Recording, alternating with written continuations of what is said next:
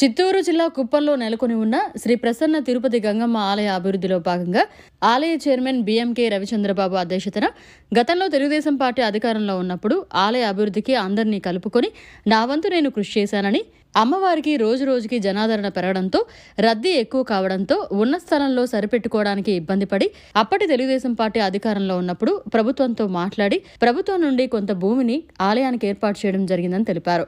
గత 5 ఏళ్ల కూటమి ప్రభుత్వం అధికారంలో లేకపోవడంతో ఆలయ అభివృద్ధి పనులు అంతంత మాత్రంగానే ముందుకు సాగాయని అన్నారు. మళ్లీ కూటమి ప్రభుత్వం అధికారంలోకి రాగానే చైర్మన్ హోదా నాకే కల్పించడం అదృష్టంగా భావించి కూటమి అధికారంలోకి రావడంతో మళ్లీ ఆలయ అభివృద్ధి పనులు మెల్లమెల్లగా పుంజుకుంటున్నాయన్నారు. ఈ ఆలయానికి పెద్ద మనసుతో సహకరించినటువంటి దాతలకు వారికి పేరు పేరున కృతజ్ఞతలు తెలియజేస్తున్నారన్నారు. ఈ కార్యక్రమంలో ఆలయ చైర్మన్ తో పాటు ఆలయ కమిటీ సభ్యులు మరియు తెలుగుదేశం పార్టీ రాష్ట్ర కార్యదర్శి గోపీనాథ్, మనోహర్ తదితరులు పాల్గొన్నారు. కుప్పం గంగమాంబ దేవస్థానానికి బిఎంకే రవిచంద్రబాబు గారిని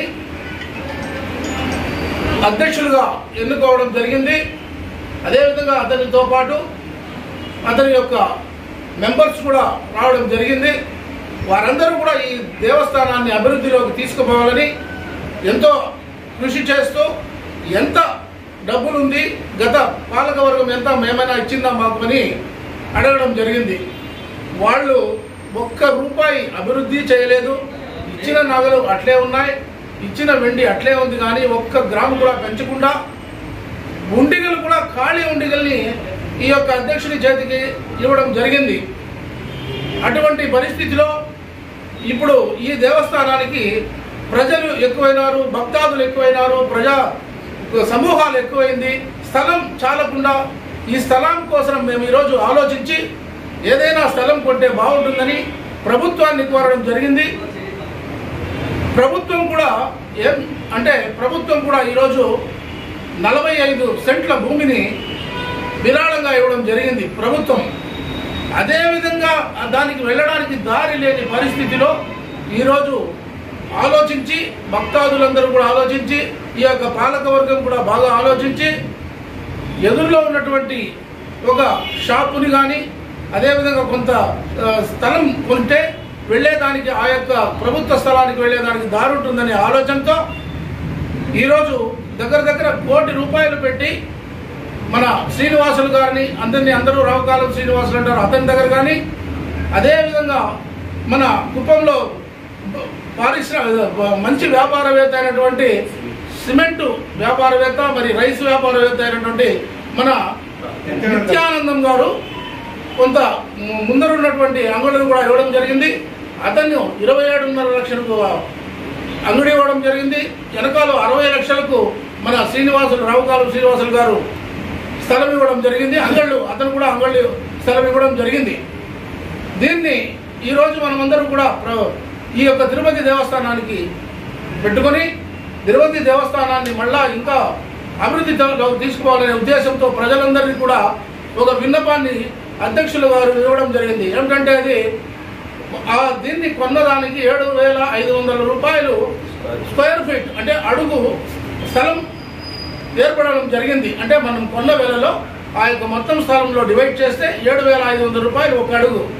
ఎవరైనా భక్తాదులందరూ కూడా, ఎందుకంటే ఎవరైనా వెళ్ళి 1,50,000 అడిగితే వాళ్ళు ఇచ్చే పరిస్థితుల్లో లేని పరిస్థితులు ఉన్నందువల్ల పేదవాళ్ళు కూడా దీంతో భాగస్వాములు కావాలి, పేదలు కూడా దీంతో మన యొక్క వంతు భాగస్వామ్యం ఈ యొక్క భూ విరాళానికి ఇవ్వాలనే ఉద్దేశంతో 7,500 రూపాయలు అడుగు చొప్పున ఎవరిస్తే వాళ్ళ పేరును ఇక్కడ శిలాఫలకం మీద ముద్రించడం జరుగుతుంది.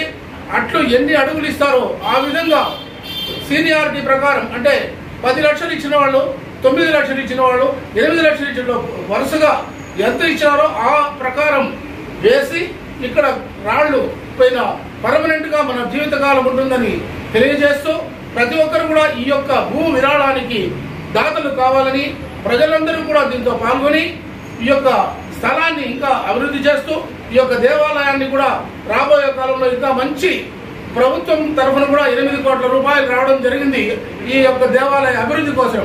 ఇంకా రాబోయే కాలంలో ఇంకా మన చంద్రబాబు నాయుడు గారు సీఎంగా ఉన్నందువల్ల ఎన్ని కోట్లైనా ఇస్తారు. ఇంకా అదేవిధంగా మొట్టమొదటిగా ఈ యొక్క భూమి విరాళం కోసం మన చంద్రబాబు నాయుడు గారి వ్యక్తిగత కార్యదర్శి మనోహర్ గారు 1,00,000 రూపాయలు ఇవ్వడం జరిగింది.